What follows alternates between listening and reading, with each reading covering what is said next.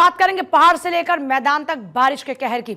हिमाचल में बाढ़ से 52 लोगों की जान जा चुकी है। 28 लोग अभी भी लापता बताए जा रहे हैं, जिनकी तलाश चल रही है। 20 जून के बाद से प्राकृतिक आपदा की घटनाएं कई सामने आई हैं।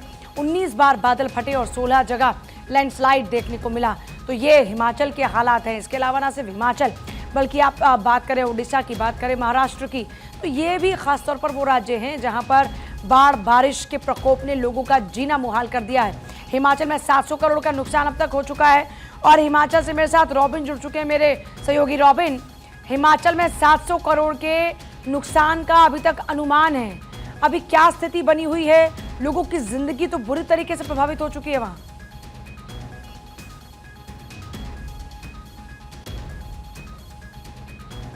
रॉबिन, आपकी आवाज नहीं पहुंच पा रही है हम तक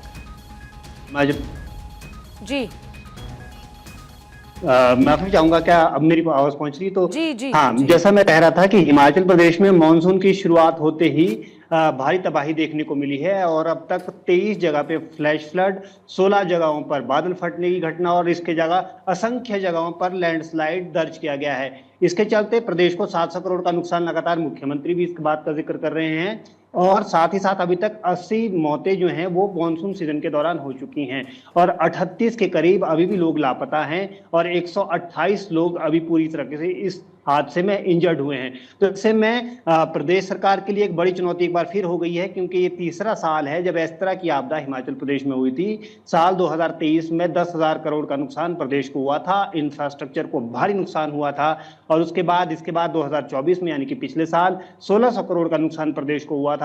इंफ्रास्ट्रक्चर जो शुरुआती दौर में था, जिसको बिल्ड किया जा रहा था, वो फिर एक बार से धराशायी हो गया और 1600 करोड़ का नुकसान पिछले साल दर्ज किया गया था। और इस बार अभी तक 700 करोड़ का नुकसान दर्ज किया गया है। मंडी जिला सबसे ज्यादा प्रभावित है। आज मुख्यमंत्री सुखविंदर सिंह सुक्खू भी सराज का दौरा करेंगे। इस तरह का उनका दौरा प्रस्तावित है। हालांकि मौसम एक क्रूशियल रोल निभाएगा, क्योंकि मौसम आज कुछ इलाकों में साफ बने रहने का अनुमान मौसम विज्ञान केंद्र ने जताया है। तो ऐसे में लोगों को उम्मीद जगी है कि अब जो रेस्क्यू ऑपरेशन है, लोगों को बचाने का काम है, लापता लोगों को ढूंढने का काम है और इसके अलावा लोगों तक जरूरी राहत सामग्री पहुंचाने का काम है, जिसमें राशन एक महत्वपूर्ण चीज है, वो लोगों तक पहुंचाने का काम है। तो ये इसमें गति आएगी, इस तरह की उम्मीद अब लोग कर रहे हैं। मंडी की बात करें तो मंडी के धर्मपुर, सराज, थनाग, 3 बड़े ऐसे विधानसभा क्षेत्र हैं जहां पर भारी तबाही देखने को मिली है। सबसे ज्यादा नुकसान सिराज में देखने को मिला है। यहाँ पर तो कई इलाकों में कई किलोमीटर रोड जो है वो बह गई है। एक जगह से दूसरी जगह पहुंचना बहुत मुश्किल हो गया है।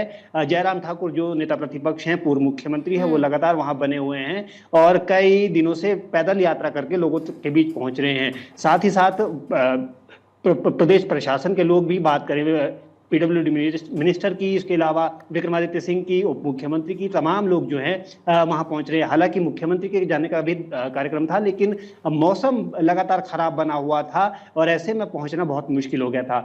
आज हालांकि मौसम अब रुका है, तो ऐसे में आज शायद मुख्यमंत्री इन इलाकों का दौरा कर सकते हैं और जरूरी राहत सामग्री पहुंचाने के लिए लोगों को आश्वस्त करेंगे।